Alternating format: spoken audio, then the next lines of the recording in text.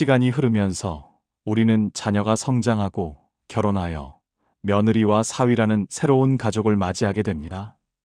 처음에는 기쁨과 설렘으로 가득했던 마음이 어느새 서로 간의 미묘한 거리감과 불편함으로 변해가는 것을 경험하신 분들이 많으실 겁니다. 왜 그럴까요? 우리는 분명 좋은 의도로 말하고 행동했을 뿐인데 왜 점점 더 관계가 어색해지고 서먹해지는 걸까요? 오늘은 다산 정약용의 가르침을 통해 며느리와 사위와의 관계에서 절대 하지 말아야 할 것들을 함께 살펴보려 합니다. 삶의 위로와 지혜가 되는 말씀을 전해드립니다. 구독과 좋아요로 함께 해주세요. 다산 정약용은 기나긴 유배 생활 동안 가족과 떨어져 지내면서 인간관계의 본질과 가족 사이의 적절한 거리에 대해 깊이 사색했습니다. 특히 그가 두 아들에게 보낸 수많은 편지에는 관계 맺음의 지혜가 고스란히 담겨 있습니다. 그는 마음속으로 남의 은혜를 받고자 하는 생각을 버린다면 저절로 마음이 편안하고 기분이 화평스러워져 하늘을 원망하거나 사람을 원망하는 그런 병통은 사라질 것이다라고 했습니다. 무언가를 바라고 기대하는 마음이야말로 관계를 망치는 첫 번째 원인이라는 뜻입니다. 며느리와 사위, 이들은 분명 우리 자녀가 평생을 함께할 반려자로 선택한 소중한 사람들입니다. 하지만 우리는 종종 이 사실을 잊고 마치 자신의 자녀처럼 대하거나 반대로 지나치게 조심스러워합니다. 정약용이 강조했듯이 좋은 관계는 삶을 풍요롭게 하지만 나쁜 관계는 삶의 에너지를 고갈시킵니다. 그렇다면 며느리 사위와의 관계에서 우리가 절대 해서는 안 될 일들은 무엇일까요? 지금부터 하나씩 들여다보겠습니다. 먼저 살펴볼 것은 자녀 부부의 일에 지나치게 개입하고 간섭하는 것입니다. 많은 시부모, 장인장모들이 선의로 조언하고 도와주려 하지만 정작 며느리와 사위는 그것을 간섭과 통제로 받아들이는 경우가 많습니다. 예를 들어 손주 양육 방식에 대해 이래라 저래라 지시하거나 부부의 살림살이에 일일이 참견하는 것은 좋은 의도라 해도 결국 관계를 멀어지게 만듭니다. 맹자는 가는 자는 쫓지 말며 오는 자는 막지 말라고 했습니다.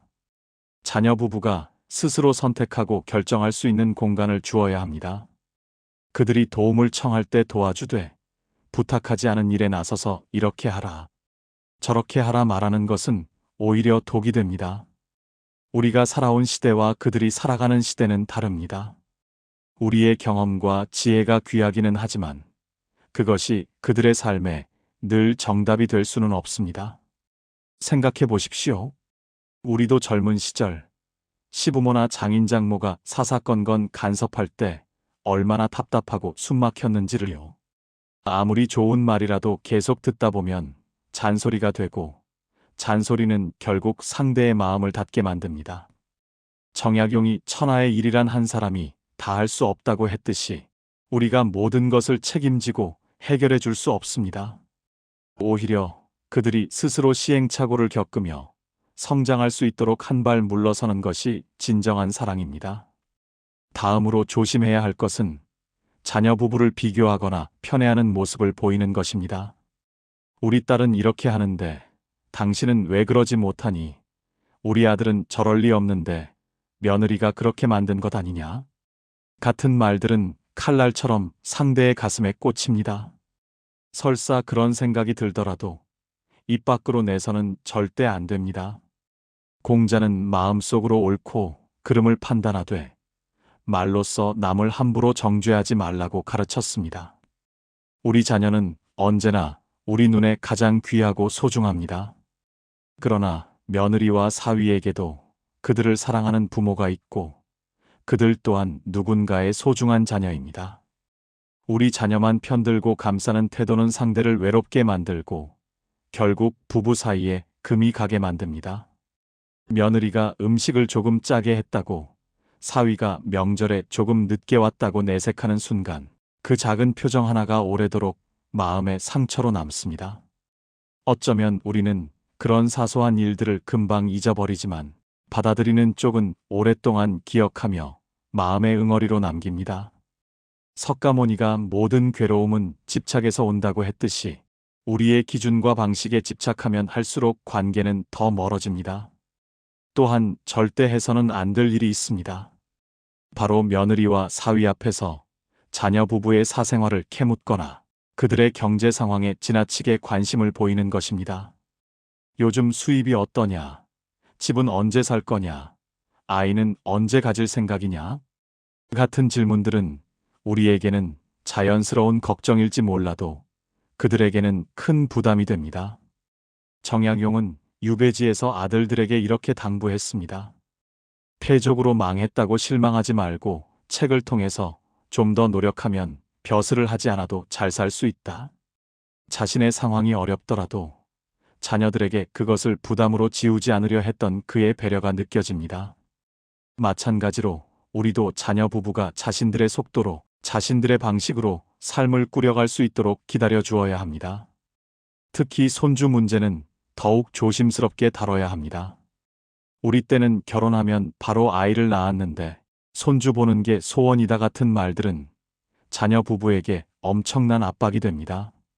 요즘 젊은 세대는 우리가 살았던 시대와는 전혀 다른 환경에서 다른 가치관을 가지고 살아갑니다. 그들의 선택과 결정을 존중해 주는 것, 그것이 진정한 어른의 자세입니다. 여기서 한 가지 더 살펴봐야 할 것이 있습니다. 바로 며느리와 사위 사이를 이간질하거나 한쪽 편만 드는 태도입니다. 부부가 다투거나 의견이 엇갈릴 때 우리 아들이 원래 그래, 우리 딸은 착한데, 사위가 문제야 같은 말로 한쪽만 두둔한다면 어떻게 될까요? 부부 사이는 더 멀어지고 결국 가족 전체가 불편해집니다. 장자는 물은 평평함을 얻으면 고요해지고 사람은 공평함을 얻으면 평화로워진다고 했습니다. 자녀 부부 사이에서 우리는 중립을 지켜야 합니다. 두 사람 모두를 존중하고 두 사람 모두에게 공정한 태도를 보일 때 비로소 가족 전체가 편안해집니다. 물론 내 자식이 더 귀하고 안쓰러운 것이 부모 마음이지만 그 마음을 드러내는 순간 며느리나 사위는 영원히 외부인으로 남게 됩니다. 더 나아가 며느리와 사위에게 과도한 효도나 희생을 요구해서도 안 됩니다. 우리 때는 이랬는데 며느리는 원래 이래야 하는데 같은 말로 옛날 방식을 강요한다면 그것은 시대착오적인 고집일 뿐입니다. 명절마다 며느리만 부엌에서 고생하게 하거나 사위에게 과중한 경제적 부담을 지우는 것도 마찬가지입니다. 맹자는 너에게서 나온 것은 너에게로 돌아온다고 했습니다.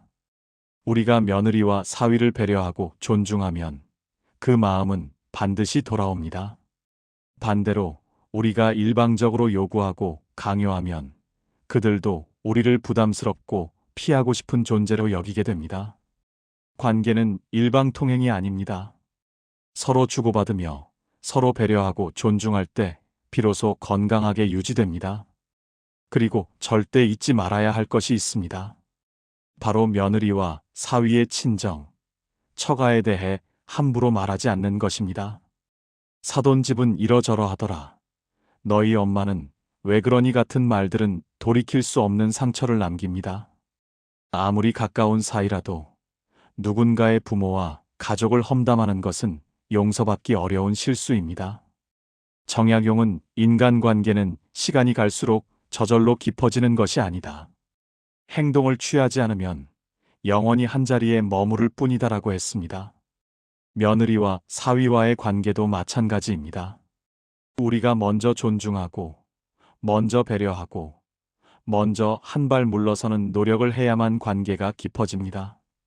그저 시간이 지나면 자동으로 가까워질 거라 기대해서는 안 됩니다. 또한 며느리와 사위를 마치 우리의 소유물처럼 대하거나 그들의 인생에 대한 결정권을 우리가 가지고 있다고 착각해서는 안 됩니다. 그들은 독립된 인격체이며 자신의 삶을 살아갈 권리가 있습니다. 내가 시켜서, 내 말대로, 내가 허락해야 같은 표현들은 상대를 통제하려는 욕구에서 나오는 것이며 이는 관계를 망치는 지름길입니다. 공자는 자기가 원하지 않는 것을 남에게 행하지 말라고 가르쳤습니다. 우리도 젊은 시절 누군가에게 간섭받고 통제당하는 것을 싫어했습니다. 그렇다면 우리도 며느리와 사위에게 그런 불편함을 주어서는 안 됩니다. 우리가 바라는 것은 화목한 가족, 편안한 관계입니다. 그렇다면 그 바람을 이루기 위해 먼저 우리부터 변해야 합니다. 여기서 중요한 것은 거리입니다. 너무 가까우면 서로 부담스럽고 너무 멀면 관계가 소원해집니다.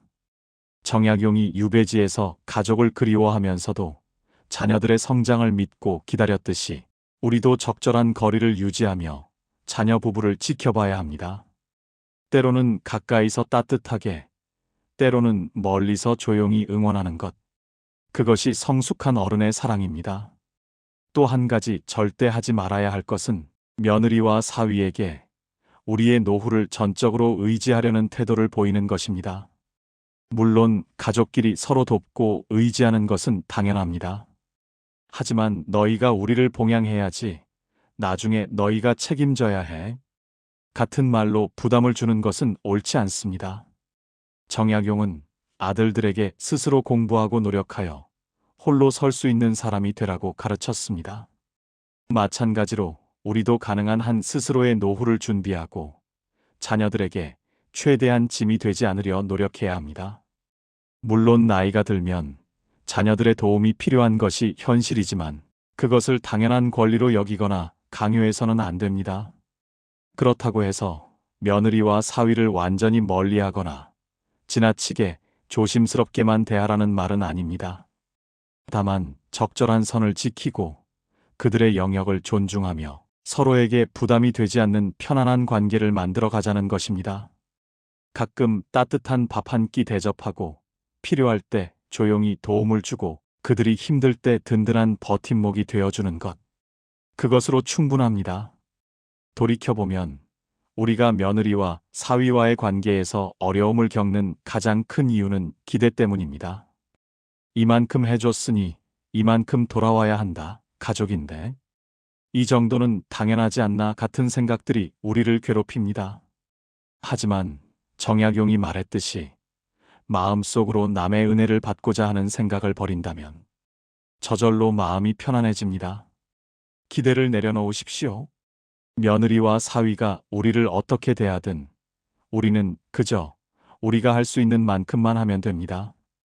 그들이 고마워하면 기쁘게 받아들이고 그렇지 않더라도 서운해하지 마십시오. 진정한 사랑은 조건이 없고 진정한 관계는 계산하지 않습니다. 맹자는 인간의 우환은 남의 선생이 되는 걸 좋아하는 데 있다고 했습니다. 우리가 며느리와 사위에게 이래라 저래라 가르치려 들고 우리 방식을 강요하는 순간 관계는 틀어집니다. 그들도 충분히 지혜롭고 능력 있는 어른들입니다. 우리의 조언이 필요하다면 그들이 먼저 물어올 것입니다. 그때까지 조용히 기다려주는 것, 그것이 진정한 어른의 품격입니다. 며느리와 사위를 대할 때 우리는 늘 이것을 기억해야 합니다. 그들은 우리 자녀가 세상에서 가장 사랑하고 아끼는 사람이라는 사실을요. 우리가 그들을 힘들게 하면 결국 우리 자녀도 힘들어집니다. 우리가 그들을 배려하고 존중하면 우리 자녀도 행복해집니다. 자녀의 행복을 바라는 것이 부모의 마음이라면 그 행복을 위해 우리가 해야 할 일은 명확합니다. 생각해 보십시오. 우리도 언젠가 이 자리를 떠날 것입니다.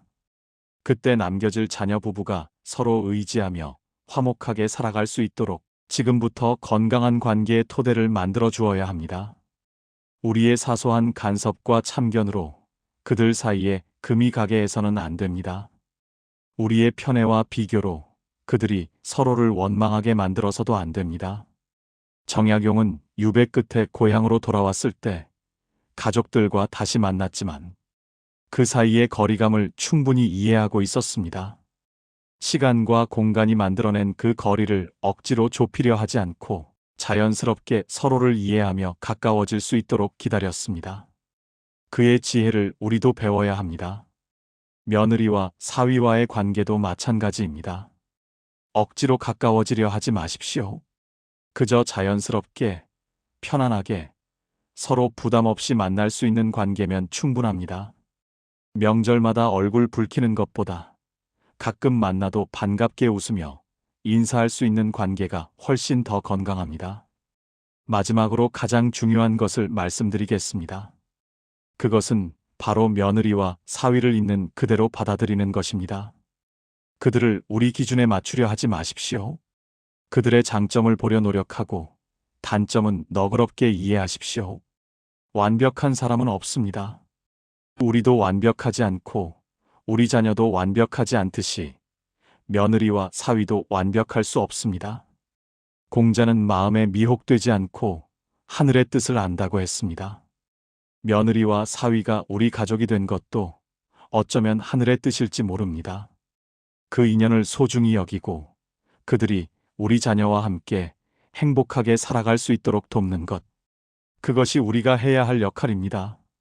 지금 이 순간 며느리나 사위와의 관계가 불편하고 어렵게 느껴진다면 먼저 우리 자신을 돌아보십시오.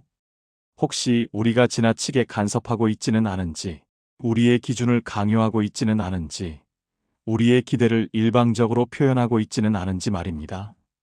대부분의 경우 문제의 시작은 우리의 태도에 있습니다. 정약용은 이렇게 요약했습니다. 좋은 관계는 삶을 풍요롭게 하지만 나쁜 관계는 삶의 에너지를 고갈시킨다. 며느리, 사위와의 관계를 좋은 관계로 만들 것인지 나쁜 관계로 만들 것인지는 결국 우리의 선택에 달려 있습니다. 그들을 존중하고 그들의 공간을 인정하고 그들의 선택을 믿어주십시오. 그것이 바로 며느리, 사위와 절대 하지 말아야 할 것들을 피하는 가장 확실한 방법입니다. 세월이 흐르면서 우리는 점점 더 많은 것을 내려놓게 됩니다. 권위도, 욕심도, 고집도 조금씩 내려놓습니다. 며느리와 사위와의 관계에서도 마찬가지입니다. 우리의 방식을 고집하기보다는 새로운 세대의 방식을 이해하려 노력해야 합니다. 우리의 경험을 강요하기보다는 그들의 시행착오를 지켜봐 주어야 합니다. 가족이라는 이름 아래 우리는 때로 지나친 것들을 요구하고 기대합니다. 하지만 진정한 가족은 서로를 옭아매는 족쇄가 아니라 서로를 지켜주는 울타리입니다.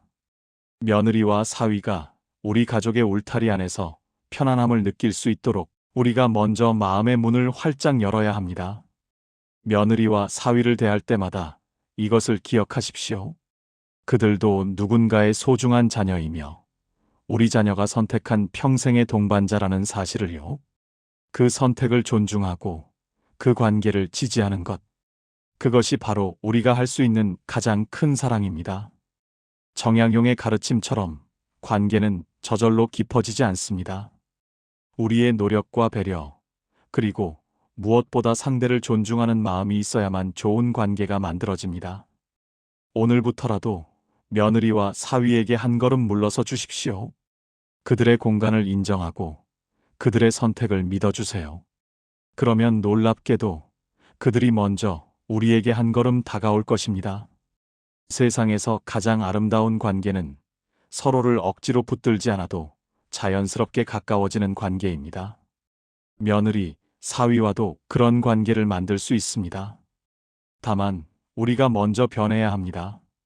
간섭하지 않고 비교하지 않고 강요하지 않고 기대하지 않는 것.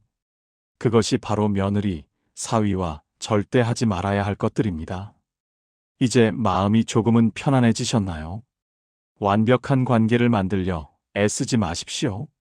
그저 서로에게 부담이 되지 않고 함께 있을 때 편안한 관계면 충분합니다. 며느리와 사위가 우리 집에 올 때 긴장하지 않고 우리도 그들을 만날 때 자연스러울 수 있다면 그것만으로도 성공한 관계입니다.